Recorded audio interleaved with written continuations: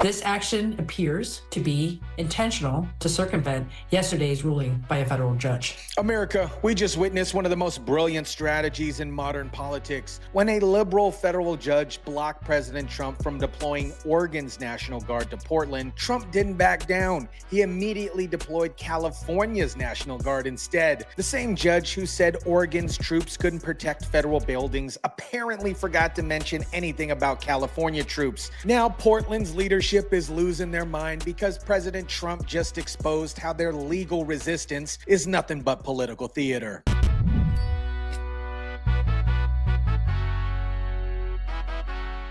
Reaction from Oregon Governor Tina Kotek today after President Trump uses a legal loophole to deploy National Guard troops to Portland despite a judge's order otherwise yesterday. The governor saying more than 100 troops are already on the ground training at Camp Withicum in Clackamas. What is up, guys? Tyson here. Thank you so much for rocking with me. This is the kind of, 4D chess that we voted for. When liberal judges try to block Trump from protecting federal property, he finds another way to get the job done. Portland thought they could outsmart the federal government, but they just got schooled. Let me break down exactly how Trump just outmaneuvered Portland's entire legal strategy. On Saturday, U.S. District Judge issued a temporary restraining order blocking the deployment of Oregon National troops to Portland. She claimed the protests weren't significantly violent enough to justify military intervention. U.S. District Court Judge Karen Emmerget's temporary restraining order yesterday was clear. The deployment of Oregon National Guard troops to Portland is unlawful. But she didn't say anything about the California National Guard, and now President Trump is sending those troops in. But here's where it gets beautiful. The judge's order was very specific. She blocked Oregon National Guard troops, but she said absolutely nothing about California National Guard troops. So Trump immediately pivoted and deployed 200 California National Guard members to Portland instead. California Governor Gavin Newsom saying this morning that Trump has ordered 300 members of California's National Guard to Oregon. It comes just a day after Judge Emmerget temporarily blocked the president's plan to deploy members of Oregon's National Guard to the city. Governor Tina Kotek is absolutely furious, saying Trump's action appears to be intentional to circumvent yesterday's ruling by a federal judge. Well, no freaking kidding, Governor. That's exactly what he did, and it's completely legal. When liberal judges try to play word games with their rulings, Trump can play that game too. And I think he's better at it. What was unlawful yesterday is unlawful today. What was unlawful with the Oregon National Guard is unlawful with the California National Guard. The judge's order was not some minor procedural point for the president to work around like my 14-year-old does when he doesn't like my answer. But that's not what's happening here. Trump followed the law exactly as it was written. If the judge wanted to block all National Guard deployments, she should have written that in her order. She didn't, so Trump found a legal way to accomplish his mission. Now, let me tell you something about Portland that most people don't understand. I've seen some rough places in my life. Gary, Indiana, LA, and some parts of Vegas look like war zones, dangerous neighborhoods, and Chicago, but Portland is different. Portland, in my opinion, has a spiritual darkness that you can literally feel when you're there. Take a look at Portland sometime.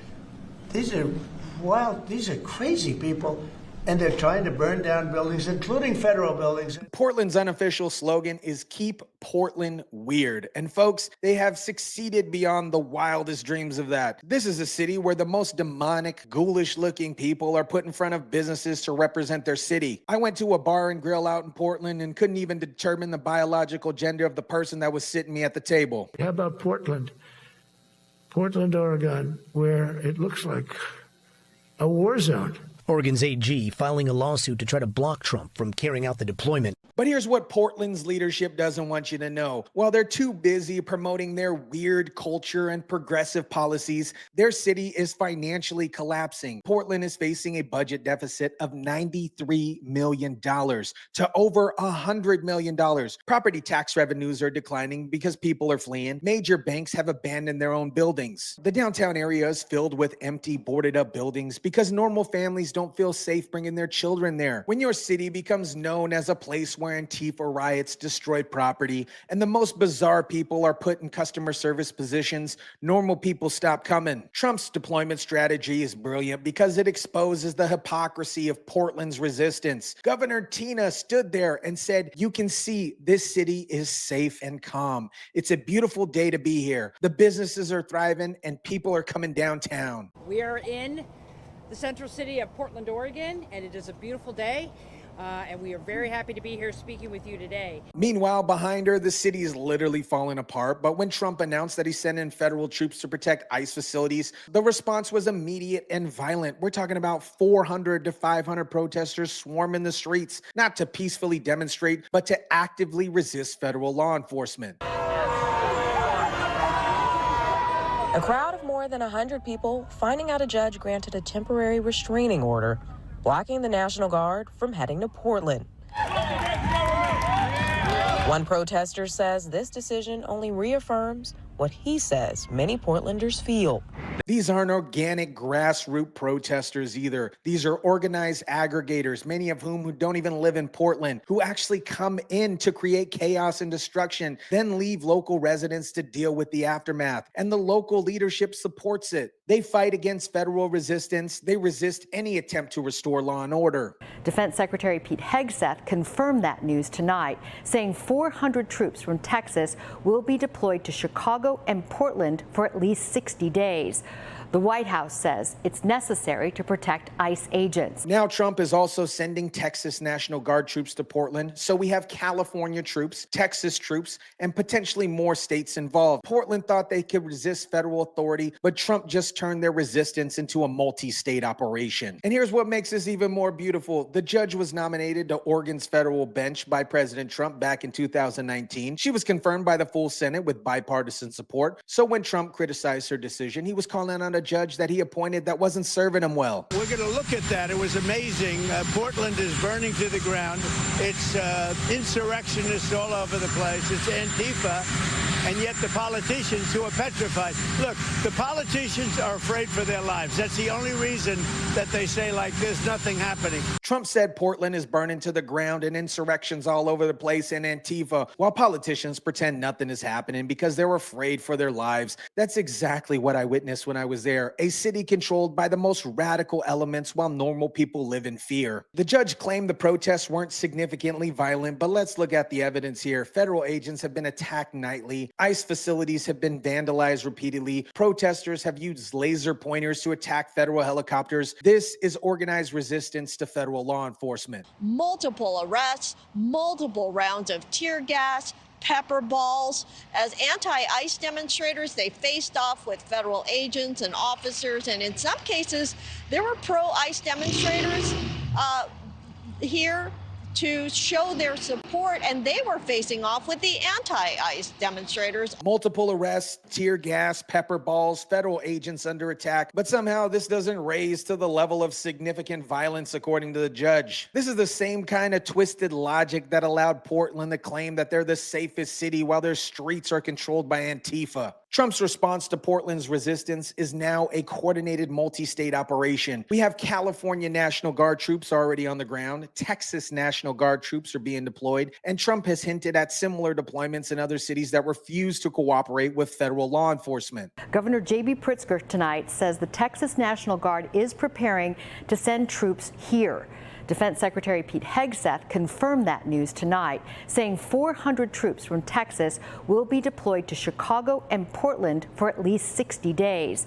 The White House says it's necessary to protect ICE agents. This, in my opinion, is a brilliant strategy because it shows other sanctuary cities what happens when you resist federal authority. Portland thought they could use their state courts to block federal enforcement. Now they're dealing with troops from multiple states under federal command. At the direction of the president, approximately 200 federalized members of the California National Guard are being reassigned from duty in the greater Los Angeles area to Portland, Oregon to support U.S. immigration and customs enforcement, and other federal personnel performing official duties. The Pentagon confirmed that 200 California National Guard members are being reassigned to Los Angeles to Portland to support ICE and other federal personnel. This isn't just about Portland anymore. This is about establishing federal authority over sanctuary cities that refuse to cooperate with immigration enforcement. Governor Gavin Newsom is now threatening to sue the Trump administration to stop deployment of his state's National Guard to Oregon. So we have California's governor fighting against his own state troops being used to enforce federal law. This is the level of dysfunction in Democrat leadership. I'm going to be real with you guys about something that might sound a little extreme, but I believe with every fiber of my being, there is a spiritual darkness over Portland that you can literally feel when you're there. This isn't about politics or policy differences. This is about a place that has embraced everything that goes against natural order, traditional values, and basic human decency. The facts on the ground in Oregon haven't changed. There's no need for military intervention in Oregon. There's no insurrection in Portland. There's no threat to national security. Oregon is our home. It is not a military target. Governor Tina Kotek says there's no insurrection in Portland and there's no threat to national security. But when you create a culture that celebrates the bizarre, promotes confusion about fundamental things like gender, and elevates the abnormal above the normal, you invite spiritual oppression. When you have organized resistance to federal law enforcement, when you have mobs attacking ICE facilities nightly, when you have a culture that celebrates dysfunction, that's not political oppression, that is spiritual warfare. We've worked really hard in the state of Oregon from 2020 on to have better crowd control techniques. There are clear laws of when you can be using tear gas, for example. We're not following any of those. We're also hearing that they're having social media influencers on the rooftop filming. They're more concerned about their image than about the fact that federal facilities are under attack nightly. America, what we're witnessing in Portland is a perfect example of what happens when you let progressive ideology run unchecked, combined with spiritual darkness that corrupts everything it touches. This is the end result of policies that prioritize feelings over facts, ideology over results, and political correctness over common sense. But President Trump is showing these cities that there are consequences for their choices. When you refuse to maintain law and order, federal law enforcement will do that for you. When you use legal technicalities to resist federal authority, the federal government will find legal ways around your resistance. And protesters outside the ICE building tell me they expect the guards' presence will only escalate the conflict. The thing that's harming us is the escalation tactics that Trump's trying to use to create a narrative that, you know, Portland is this boogeyman that requires further militarization, and we just don't. But Trump didn't create this narrative. Portland created it through months of attacks on federal facilities and resistance to federal law enforcement. Portland chose to keep it weird. They chose to embrace spiritual darkness. They chose to resist federal authority. Now they get to live with the consequences of those choices, whether they like it or not. Let me know what you think about this. Drop it down in the comment section down below. Smash the like button if you kindly would. Share, subscribe, and as always, guys, I'll catch you on the next one.